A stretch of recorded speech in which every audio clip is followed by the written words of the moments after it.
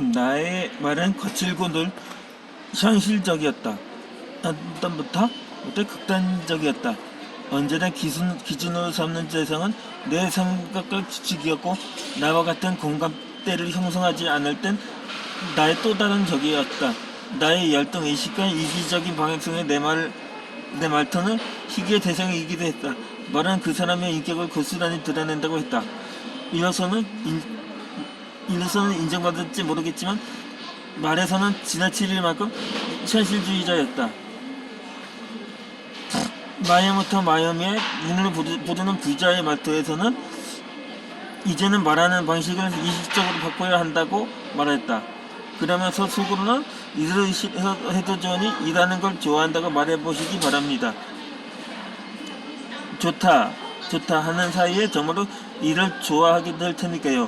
이것이 바로 말이 가진 신비한 힘입니다. 라며 말에 대한 강한 확신을 강조했다. 우선 아이들에게 대하는 말투의 중요성을 인식하기 시작했다. 집에서도 초대는 의식적으로 목소리 톤을 한테 펴주어 말한다. 이런 노력은 부정보다는 긍정의 변화를 가져와 행동에서 많은 변화가 있었다. 단지 책이 주는 효과를 삶에 적용하려 부단히 노력한 결과다.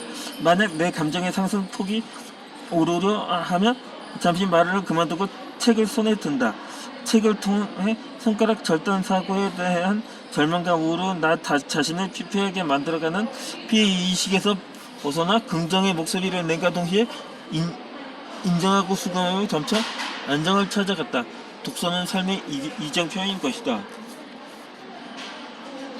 사람들은 자신에게 급한 일이 발생하면 급도의 몰입 상태를 보인다.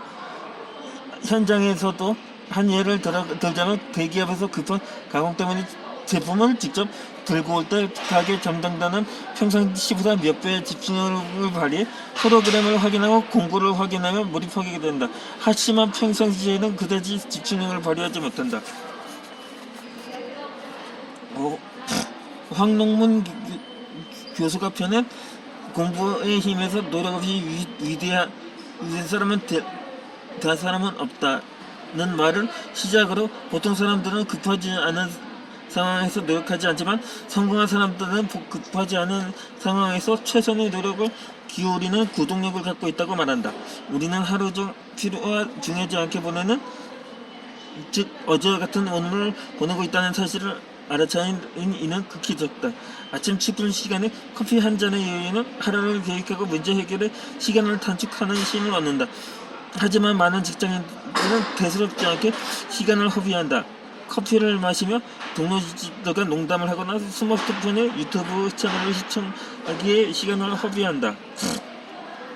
나는 공부하는 힘이라는 책을 우연히 접하고부터 급하지 않은 상황, 즉 쉬는 시간을 활용해 독서를 해보기로 마음먹었다.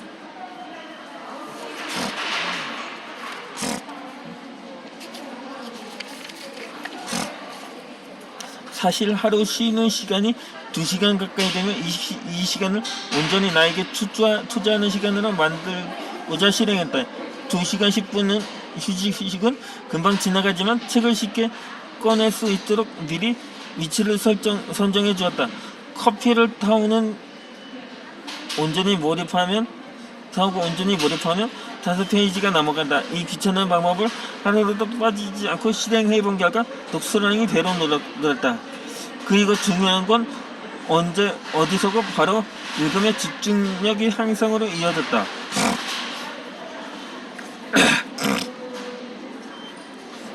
예전에는 원하는 위치가 아니거나 분위기가 나와 맞지 않으면 집중하지 못해 한 페이지도 제대로 읽지 못했다. 특히 아침 출근 후 30분은 나에게는 꿀맛 같은 시간이 되었다. 나는 커피 한 잔과 함께 가방에서 책을 꺼내 어제 읽은 부분을 확인 후 읽기 시작한다. 위대한 성공자들의 글을 회사에서 아침에 읽는다는 건 마치 월요병원 이거는 직장인이 된 것만큼 매력적이었다. 저명한 과학자인 셜리 버거는 성공의 비결은 시작하는 것을 달렸다고 말한다. 이처럼 일상에서 행동으로 시작하기만 하면 된다. 하버드 새벽 4시 반의 내용에서 시간이 많다는 생각은 절대로 하지 마라.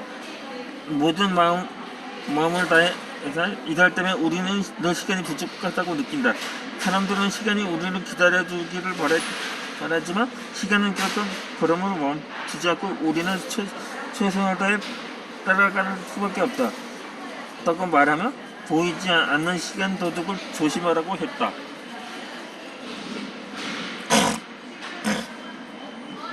시간은 한정되어 흐른다는 사실을 알지만 대부분 영원한 것처럼 행동한다.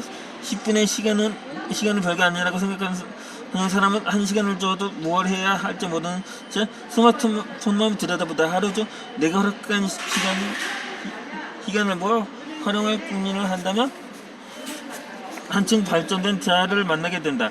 시간의 소중함을 안다는 건 자신을 속이지 않는 열정이다. 자기개발의 대가 나폴레옹 힐은 이렇게 말했다. 운명이 주는 상을 받고 싶다면 가슴속의 꿈을 열정으로 바꾸고 이 열정을 위해 일할 각오를 해야 한다.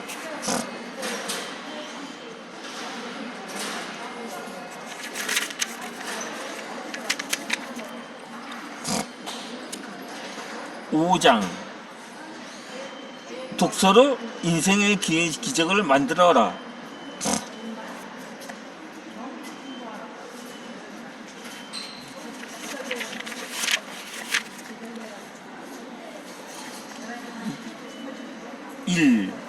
독서는 삶을 바꾸는 스펙이자 인생 일대의 나의 최대 시간은 4가지다. 첫 번째는 군생활에서의 교통사고였다. 두 번째는 변판지 배송업을 하던 추운 겨울날 쓰러진 일이며, 세 번째는 대형 화물차 적재함 고정 뭉치가 정수리를 가격해 머리가 깨진 일이다. 마지막으로 최근에 일어난 손가락 절단 사고다. 세 번째까지는 스스로 인지하지 못하면 열심히 살다 보면 이럴 수도 있지라고 흘려보냈다. 하지만 네 번째 사고가 발생하고 한 달간 병원에서 치료하던 불언듯 내가 따라다니는 사고에 대해 깊이 해보는 시간을 가졌다. 이번 사고는 생산을 책임지고 있는 관리자로서 내가 여러가지 복잡적인 일들로 인해 기계를 점검하던 중 일어난 사고였다. 이들의 공통점은 사고가 일어난 후 책을 읽으며 마음을 다졌다. 엘리자베스 김의 만가지 슬픔, 이 플라토너의 가장 소중한 것부터 버려라, 조알리의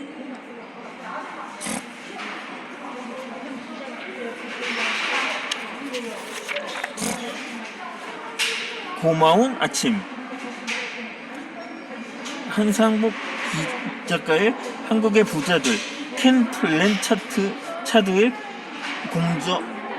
공저의 칭찬은 고래도 춤추게 한다. 윤희기 작가의 바보들은 항상 결집만 한다 등을 읽었다. 첫 번째 사고는 졸음운전이 원인이었다. 군부대 동기생 결혼식에 달려오는 길에 강원도 태백의 산을 넘던 중 일어난 사고였다. 두 번째와 세 번째 사고는 돈을 한 푼이라도 더 벌려고 서두른 조급증이 문제였다. 당시엔 신용불량자와 파산으로 인한 삶에서 하루라도 빨리 벗어나려 했다. 미래의 불확실성으로 남들보다 더 빨리 더 많은 일감을 원했다. 조금이라도 한가할 시간이 없다고 생각한 나는 무조건 앞만 보고 달려갔다.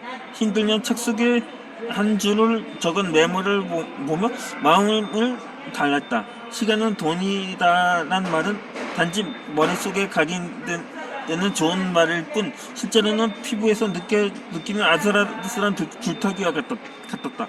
밤새 운전해서 조준이 일만 많았으면 좋았고 새벽 3시부터 이어진 운전은 하루 세 탕을 목표로 달려들었다. 지금의 고생은 나중에 보상받으리라 여기며 일만 생각했다. 잘 때도 화물차 코를 연결해주는 무전기를 옆에 두고 잤다. 세 번째 사고는 모두 치명적인 사고였다. 하지만 그때마다 운이 좋았다. 큰 사건만 적다 보니 세 번의 사고로 분류하지만 지명을 통해 이야기하지 못하는 위험천만한 천만의 사고는 훨씬 잦았다. 그럴 때마다 운 좋게 넘어가곤 했다. 마지막 네 번째 사고로 인해 내 안의 분노를 알게 되었고 어릴 때부터 자라온 열등의식이 내 의식에 크나큰 영향을 미치고 있다는 걸 알아차렸다. 나의 삶을 타인의 기준에 맞춰갖고 타인의 말에 좌절하고 웃는 나의 자아를 발견했다. 여기서 말하는 타인은 가장 가까운 가족부터 친구, 지인을 포함한다. 지금껏 나는 진정한 내가 아니었다. 손가락을 다치고 나서 독서에 더 매진했다. 병원에서 책을 읽지 않으면 내 안에 잠재의식이 분노와 화가침이라 보이지 않는 가상의 세계에서 누군가를 죽여야만 평온해졌다. 다친 손가락과 몸의 문제가 아니라 정신이 피폐해서 가는 의식을 붙잡아야만 했다. 매 순간 긍정을 노래하고 낙관적으로 변모하고자 했지만 마지막에는 늘 분노에 휘말려 들었다. 책을 읽지 않았다면 자신의 분노조차도 인지하지 못하고 지나가는 시간에 나를 발견했을 것이다. 오른쪽 검지 손톱 한마디를 잃었다. 퇴원 후 병원에서 읽은 책들을 토대로 A4 용지에 감사한 것들의 목록을 작성했다. 퇴근 후에도 매일 사소한 감사함을 종이에 적기 시작했다. 그동안 잊고 살았던 지극히 당연한 것들이 소중함으로 다가왔다.